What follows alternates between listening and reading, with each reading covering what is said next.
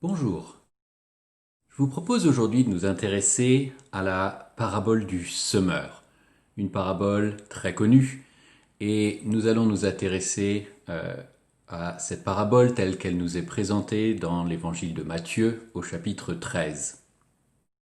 Je ne serais pas surpris que cette parabole soit l'une des histoires les plus connues de nos enfants, que ce soit aussi l'une des histoires les plus fréquemment présentées et illustrées dans les Bibles pour enfants, par exemple. Et cela peut nous amener à nous poser la question de savoir si nous qui sommes moins jeunes, nous qui sommes adultes, on peut trouver encore des enseignements ou des encouragements dans cette parabole. La parabole du semeur est une parabole aussi qui est particulière, au-delà de sa notoriété, parce que le Seigneur Jésus lui-même en donne l'interprétation. Il y a peut-être d'ailleurs un petit danger pour nous, si nous sommes familiers avec la Bible, que l'on se souvienne de quelques éléments de l'interprétation et que ce faisant, on perde de vue l'ensemble de l'enseignement que le Seigneur Jésus apporte.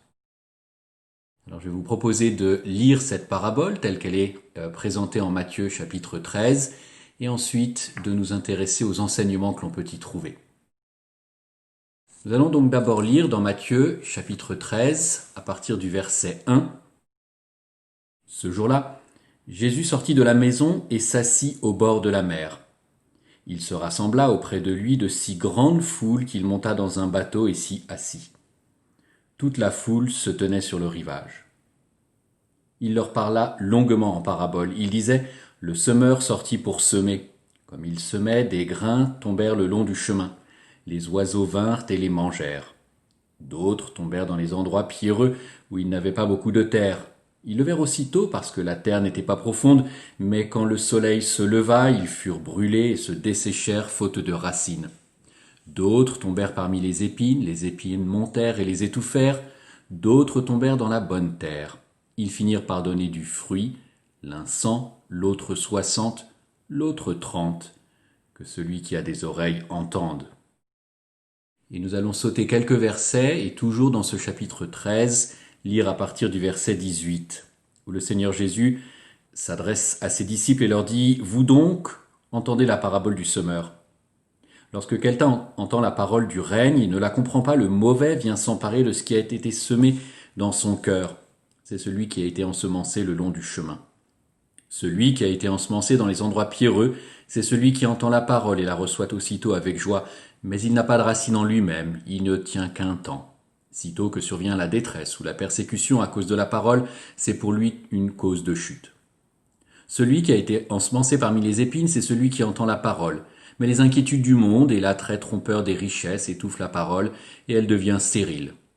Celui qui a été ensemencé dans la bonne terre, c'est celui qui entend la parole et la comprend. Il porte du fruit et produit l'un 100, l'autre 60, l'autre 30. Que Dieu bénisse sa parole. Alors, je vous propose d'abord de regarder dans quelles circonstances cette parabole a été racontée. La première chose que l'on lit au verset 1, c'est « ce jour-là ». Et on peut supposer que la parabole a été racontée à la foule par le Seigneur Jésus à la suite des événements qui se sont produits au chapitre 12. Alors, sans rentrer dans les détails et en vous renvoyant à une lecture personnelle, à 2 reprises en Matthieu 12, les pharisiens contestent les actions du Seigneur Jésus et notamment l'accusent d'avoir travaillé un jour de sabbat, d'avoir guéri des personnes un jour de sabbat. Toujours dans ce chapitre 12, il nous est révélé que les pharisiens ont le projet de faire disparaître ou de mettre à mort le Seigneur Jésus. Et même si le Seigneur Jésus, sachant les menaces qui pèsent sur lui et ses disciples, cherche à se retirer, le conflit va franchir un cran supplémentaire lorsque les pharisiens accusent le Seigneur Jésus d'avoir partie liée avec le diable. Et enfin, toujours vers la fin de ce chapitre 12, le chapitre qui précède juste cette parabole, la famille même du Seigneur Jésus a des doutes, a des questions quant à qui il est, ce qu'il dit et ce qu'il fait. Alors au moment où le Seigneur Jésus raconte cette parabole, les temps sont troubles, les temps sont difficiles pour lui et pour ses disciples, ils font face à des oppositions, à des contestations de toutes parts. Une autre chose qui ressort des tout premiers mots de cette parabole, c'est qu'il y a une foule considérable qui a entendu cette parabole. Le verset 2 parle de grande foule. Et face à cette foule immense, Jésus est seul et il parle. Jésus seul raconte la parabole. En fait, le seul personnage humain de cette parabole, c'est un semeur, et ce semeur qui sort semer, comme le Seigneur Jésus, il est seul. Dans la parabole que le Seigneur Jésus raconte, le semeur sème largement, généreusement, et logiquement la semence tombe sur différents terrains. Le chemin, où les oiseaux la mangent, annulant tout espoir de récolte. Le terrain pierreux, où la chaleur, les pierres font rapidement cesser la croissance, les graines ne pouvant établir de racines. Le terrain plein d'épines, où ces dernières étouffent les jeunes plantes. Mais aussi la bonne terre, seul terrain qui assurera une bonne récolte. Et le Seigneur Jésus adresse aussi à ses auditeurs un avertissement. C'est ce que nous lisons quand il dit que celui qui a des oreilles entende. Les disciples du Seigneur Jésus ont été les premiers auditeurs de la parole. Et en Matthieu 13, versets 18 à 23, le Seigneur Jésus lui-même leur donne l'explication, ce qui est un fait assez rare dans l'ensemble des paraboles que le Seigneur Jésus raconte. Tout d'abord, nous enseigne le Seigneur Jésus, la semence, c'est la parole, ou la parole du règne. Nous sommes en droit de penser que cette semence, cette parole, c'est l'évangile, ou la bonne nouvelle du règne de Dieu. La bonne nouvelle du règne de Dieu, c'est le fait que le Fils de Dieu, Jésus-Christ, est venu dans le monde pour vaincre la mort et le péché, pour sauver les pécheurs de la colère de Dieu, les réconcilier avec Dieu, et pour commencer, avec la collaboration des enfants de Dieu équipés du Saint-Esprit, à régénérer le monde entier en vue du règne éternel de Dieu sur la terre. C'est cette bonne nouvelle du règne de Dieu seul qui peut transformer le monde, qui peut lutter contre la corruption du péché. Et, comme le laisse suggérer cet ensemencement large que fait le semeur, cette parole du règne doit être annoncée, entendue dans le monde entier. Ensuite, le Seigneur Jésus explique à ses disciples ce que sont les différents terrains. Le chemin, où les oiseaux mangent les graines, eh bien ces oiseaux représentent le mal, Satan, qui va directement, délibérément empêcher les gens de comprendre, de retenir le message qu'ils entendent. Le Seigneur Jésus est clair quand il dit qu'il y a une action directe, délibérée de l'ennemi. Nous lisons « Lorsque quelqu'un entend la parole du règne et ne la comprend pas, le mauvais vient s'emparer de ce qui a été semé dans son cœur. » Un autre terrain, c'est le terrain pierreux, où la chaleur, les pierres font rapidement cesser la croissance. Ce terrain pierreux représente celui ou celle qui entend, puis accepte la bonne nouvelle, mais qui ne grandit pas, ne résiste pas aux assauts contre sa jeune foi. Et il ou elle n'a pas la possibilité de développer des racines profondes, et sa foi rapidement disparaît. Il y a deux temps à relever dans ce que le Seigneur Jésus met en évidence. D'abord, il ou elle entend la parole, la reçoit aussitôt avec joie, mais par la suite ne résiste pas aux persécutions. Enfin, il y a le terrain plein d'épines, où ces dernières étouffent les jeunes plantes. Et le Seigneur Jésus donne l'explication suivante. Les ronces, les épines, illustrent le fait que d'autres préoccupations peuvent étouffer les bonnes plantes. Ces plantes qui étaient destinées à donner de bons fruits vont rapidement disparaître, remplacées par des épines envahissantes. Le Seigneur Jésus nous dit aussi que ces épines et ces ronces, c'est la prospérité, le confort qui peuvent concurrencer l'Évangile. Mais enfin, il y a la bonne terre qui assurera seule une bonne récolte. Cette bonne terre, c'est le seul endroit qui permette au semeur de récolter le fruit de son travail. Dans la bonne terre seule, la bonne nouvelle du règne de Dieu peut s'enraciner, se développer et laisser apparaître de bons fruits. Alors, quelles applications pour nous ? Le premier point qu'il convient de relever, c'est que cette parabole décrivait une réalité au temps du Seigneur Jésus et décrit toujours la même réalité pour notre temps. Les disciples ont entendu la parabole, tout comme la foule, mais les disciples ont aussi entendu l'explication. Et, ajouterai-je, les disciples ont vu aussi cette parabole s'illustrer dans la vie et dans le ministère du Seigneur Jésus. Une lecture, même rapide, des chapitres qui précèdent cette parabole nous montre que d'abord, en Matthieu 10, le Seigneur Jésus a envoyé ses disciples en mission. Et nul doute, durant cette mission, que les disciples ont accompli deux par deux, qu'ils ont vu la parole du règne de Dieu être rejetée, être méprisée. Mais nul doute aussi qu'ils ont vu les personnes accueillant avec joie la parole du règne de Dieu, accueillant avec joie les signes, les manifestations de la parole du règne de Dieu. En un mot, ils ont vu la diversité des terrains. En Matthieu 12, on peut aussi lire que les disciples ont entendu des accusations gravissimes portées contre le Seigneur Jésus. En Matthieu 12, toujours, les disciples ont aussi entendu les doutes exprimés par la famille du Seigneur Jésus. Ainsi, l'évocation de ces quelques épisodes qui précèdent nous montre que les disciples ont vu l'action délibérée de Satan, qui veut empêcher que la parole de Dieu soit entendue, qui veut empêcher que la parole de Dieu soit comprise et qu'on la laisse agir dans les vies. Les disciples ont vu les foules immenses qui écoutent le Seigneur Jésus, mais ils ont aussi vu l'ennemi à l'œuvre, essayant de détruire la semence avant qu'elle ne germe. On dit parfois que les paraboles sont des histoires qui illustrent des réalités spirituelles. J'espère que cette définition n'est pas trop simplificatrice. Mais rappelons et peut-être comprenons ou redécouvrons que cette parabole, la parabole du semeur, que nous connaissons tellement, n'est pas qu'une illustration pour les disciples. Pour les disciples, elle décrivait une réalité qui se déroulait sous leurs yeux.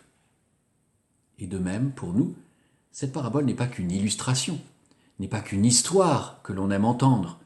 Elle décrit aussi une réalité qui se déroule dans notre temps, qui se déroule sous nos yeux. Le peuple de Dieu, allant annoncer la bonne nouvelle du règne de Dieu et laissant agir dans sa vie la bonne nouvelle du règne de Dieu, rencontre une opposition féroce. Cette opposition, comme les petits oiseaux qui mangent les graines du semeur, cherche à s'assurer qu'il ne reste rien de cette parole. La parabole que le Seigneur Jésus raconte ne masque rien des stratégies de l'ennemi. D'abord, empêcher d'entendre, empêcher de comprendre la parole du règne de Dieu. Ensuite, l'assaut direct contre les croyants. Les assauts continuels aussi pour réduire la croissance. Travailler par l'inquiétude du monde, par l'attrait des richesses. Autant de stratégies mises en œuvre continuellement pour empêcher que la bonne nouvelle du règne de Dieu agisse. Alors peut-être, la première application que je proposerai est que nous devons continuellement nous souvenir que chacun d'entre nous, en tant qu'enfants de Dieu, nous sommes témoins, mais aussi participants au combat qui se livre entre la parole du règne de Dieu qui est semée, qui agit, et l'ennemi. Tout ce que nous faisons, les paroles que nous prononçons, la façon dont nous effectuons notre travail, la façon dont nous conduisons nos études, ce que nous faisons dans nos loisirs, dans nos divertissements, tout est un lieu de combat entre la parole du règne de Dieu et l'ennemi. Cette parabole, très connue, trop connue peut-être, ne doit pas rester une belle histoire, une histoire qui parle de la dureté de l'évangélisation. Elle est d'abord un avertissement quant à la lutte qui se produit nuit et jour et à laquelle nous prenons part. En un sens, la parabole du semeur doit nous encourager à prier contre tout ce qui fait ou peut faire obstacle à la parole du règne de Dieu et à son action dans nos vies, dans notre environnement. Et cette parabole est aussi un encouragement quant au fait que la parole du règne de Dieu porte du fruit. Tout comme les grains semés dans la bonne terre finissent par donner du fruit, de même, la parole du règne de Dieu est puissante. Puissante pour sauver des femmes, des hommes, des enfants. Puissante pour transformer des vies. Puissante pour changer des situations qui nous semblent sans espoir. En un sens, la parabole du semeur doit nous rassurer que même si peu de graines germent, même si peu de ce que nous semons porte du fruit, la récolte n'en sera pas moins importante. Nous pouvons être assurés que des vies seront sauvées et transformées. C'est une première application. C'est une application qui est peut-être plutôt tournée vers l'extérieur, vers l'annonce de la parole du règne de Dieu. Mais il y a aussi un second niveau d'application qui est peut-être plus tourné vers nous-mêmes, vers nos cœurs, plus tourné vers l'intérieur. Ce que recherche le semeur, c'est une bonne récolte, obtenir beaucoup de fruits. Dans un livre que je lisais il y a quelques années, un auteur faisait remarquer à propos du mot « fruit » dans la parole de Dieu que, et je le cite, « il ne faut pas confondre les mots succès et fruit ». Dans le Nouveau Testament, le mot « fruit » ne veut pas de prime abord dire des convertis, mais parle de notre caractère, comme par exemple le fruit du Saint-Esprit en Galates chapitre 5. Et cela peut nous amener à nous poser à nous-mêmes, à chacune et chacun d'entre nous, une question. Est-ce que le Seigneur Jésus trouve une bonne récolte ou peut espérer une bonne récolte dans mon cœur? Est-ce que le Seigneur Jésus peut espérer une bonne récolte dans ma vie? Si je dis que la semence est la parole du règne de Dieu, c'est pour insister que cette semence que j'ai acceptée, qui a germé, doit transformer continuellement la totalité de ma vie, de façon à ce que je porte de plus en plus de bons fruits. Et si la parabole met en évidence les obstacles à l'annonce, au fait d'entendre le message de l'Évangile, elle met aussi en évidence les obstacles auxquels nous devons faire face dans nos vies. D'abord, le manque de racines. Nous avons lu au verset 20 et 21, « Celui qui a été ensemencé dans les endroits pierreux, c'est celui qui entend la parole et la reçoit aussitôt avec joie, mais il n'a pas de racine en lui-même, il ne tient qu'un temps. Sitôt que survient la détresse ou la persécution à cause de la parole, c'est pour lui une cause de chute. » Il est facile de penser à des personnes que nous connaissons ou que nous avons connues, qui ont accepté avec joie le message de l'Évangile, mais qui ont rapidement perdu cet enthousiasme au point de se détourner de la foi. Et c'est vraisemblablement à ces personnes que le Seigneur Jésus pense. Aussi, je pense que le Seigneur Jésus nous demande de faire attention à demeurer enraciné en lui. Cette idée de demeurer enraciné ou attaché au Seigneur Jésus, on la retrouve aussi bien dans l'Ancien que le Nouveau Testament. Dans le psaume 1, qui nous dit « Heureux l'homme qui ne suit pas les projets des méchants, mais qui ne s'arrête pas sur le chemin des pécheurs et ne s'assied pas parmi les insolents, mais qui trouve son plaisir dans la loi du Seigneur et qui redit sa loi jour et nuit. Il est comme un arbre planté près des canaux d'irrigation qui donne son fruit en son temps et dont le feuillage ne se flétrit pas. Tout ce qu'il fait lui réussit. » Le bon arbre, il est planté près des sources d'eau, près des canaux d'irrigation.